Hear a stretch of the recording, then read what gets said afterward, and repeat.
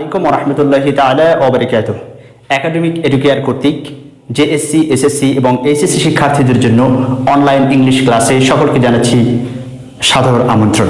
আজকে আমরা যে বিষয়টি নিয়ে আলোচনা করব সেটি হচ্ছে ইংরেজি গ্রামারের অত্যন্ত গুরুত্বপূর্ণ একটি ব্যাপার, ট্রান্সফরমেশন অর্থাৎ বাক্যের রূপান্তর। এ বিষয়ে আলোচনা করব এবং এই অংশের একটি গুরুত্বপূর্ণ পার্ট হচ্ছে অ্যাসার্টিভ সেন্টেন্সকে কিভাবে আমরা এক্সক্লামেটরি সেন্টেন্সে রূপান্তর করব।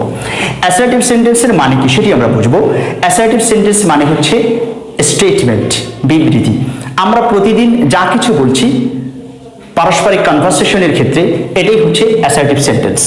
একজন আরেকজনের সাথে কমিউনিকেশন করার জন্য আমরা যদি প্রশ্নও করি তার বিপরীতে যে উত্তরটা পাই সেটা হচ্ছে অ্যাসার্টিভ সেন্টেন্স। এই বিবৃতিমূলক বাক্যগুলোকে আমরা কিভাবে এক্সক্লামেটরি করব।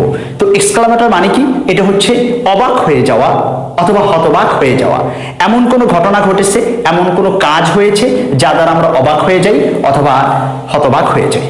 তো এখানে যদি আমরা দেখি, ছোট্ট করে একটা উদাহরণ দিয়ে দেখব।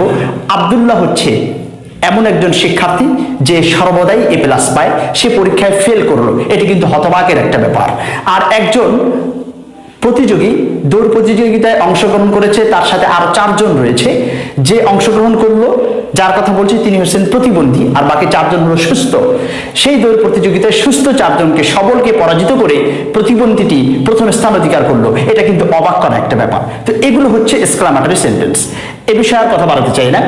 এখন অ্যাসার্টিভ সেন্টেন্সে যদি আমরা দেখতে পাই এ ভেরি, যদি দেখতে পাই এ গ্রেট, যদি আমরা দেখতে পাই এ মোস্ট, এই 3টি শব্দ যদি আমরা দেখতে পাই অ্যাসার্টিভ সেন্টেন্সে, ভেরি, গ্রেট, মোস্ট, এর পূর্বে আর্টিকেল এ রয়েছে, তাহলে এই বাক্যটাকে আমরা যখন এক্সক্লামেটরিতে রূপান্তর করব তখন আমাদেরকে হোয়াট নিতে হবে এবং ওই যে আর্টিকেল আমরা দেখতে পাচ্ছি এ, এই এটা ওই হোয়াটের পরে গিয়ে এ অথবা এন হবে।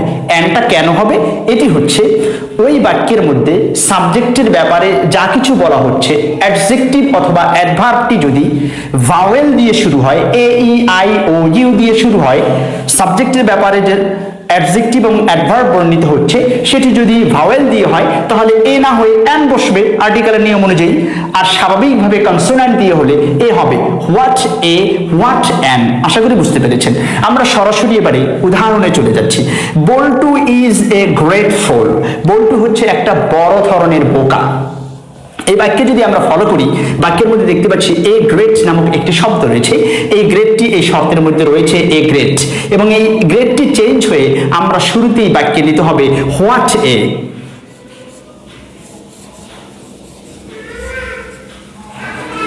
এই হোয়াটে কেন নিলাম? এই এ গ্রেট উঠে গিয়ে এখানে হোয়াট এ হয়ে গিয়েছে, কারণ আমরা দেখতে পাচ্ছি গ্রেটের জি এই শব্দটা কনসোনেন্ট, এই জন্য আর্টিকেল এ এটা এখানে রয়ে গিয়েছে। এখন আমরা যেটি করব সেটি হচ্ছে হোয়াট এ নেওয়ার পরে ওই বাক্যের মধ্যে যে অ্যাডজেক্টিভ এবং অ্যাডভার্ব থাকবে সেটিকে আমাকে নিতে হবে। আবারও সহজ করছি, আমাকে প্রথমে নিতে হবে শর্তর যে শব্দটি আছে সেটা পরিবর্তন করে এ গ্রেট চেঞ্জ করে আমি নিয়েছি এ গ্রেট চেঞ্জ করে হোয়াট এ। এবারে ওই বাক্যের যে অ্যাডজেক্টিভ অথবা অ্যাডভার্ব আছে সেটা আমরা দেখতে পাচ্ছি ফোল। এই ফোলটা হচ্ছে অ্যাডজেক্টিভ, এটা হচ্ছে একটা অ্যাডজেক্টিভ। এটাকে আমরা এখন এখানে নিয়ে যাব what a phone. What a ফোল, আমরা এখানে হোয়াট আ ফোল দেখতে পাচ্ছি। এই ফোলটা হয়েছে অ্যাডজেক্টিভ। এরপর আমাকে নিতে হবে বাক্যের সাবজেক্ট। সাবজেক্টটাকে বল্টু।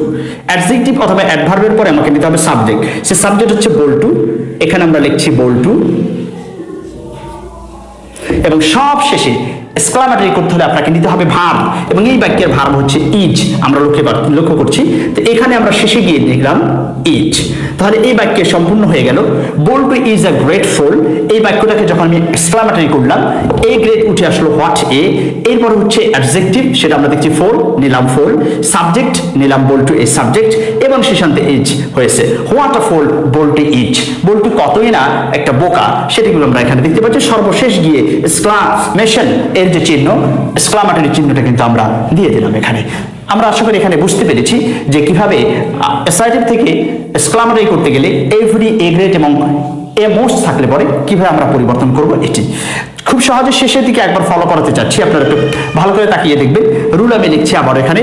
প্রথমে আপনাকে করতে হবে হোয়াট এ অথবা হোয়াট অ্যান, এবারে বাক্যের অ্যাডজেক্টিভ অথবা অ্যাডভার্বটা লিখতে হবে, দেখতে পাচ্ছেন। এরপরে সাবজেক্ট, এরপরে ইজ। সংক্ষেপে আবার বলছি, what a or an, adjective অথবা অ্যাডভার্ব, এরপরে সাবজেক্ট, এরপরে হচ্ছে অক্সিলারি ভার্ব অথবা ভার্ব, সেটা দেখতে পাচ্ছি আমরা ইজ। আশা করি আমাদের এই ক্লাসটি থেকে আপনারা বুঝতে পেরেছেন। সকলে ভালো থাকবেন। আর আমাদের যদি এই পার্টগুলো আপনাদের ভালো লেগে থাকে তাহলে অবশ্যই আমাদের চ্যানেলটি সাবস্ক্রাইব করে আমাদের সাথেই থাকবেন।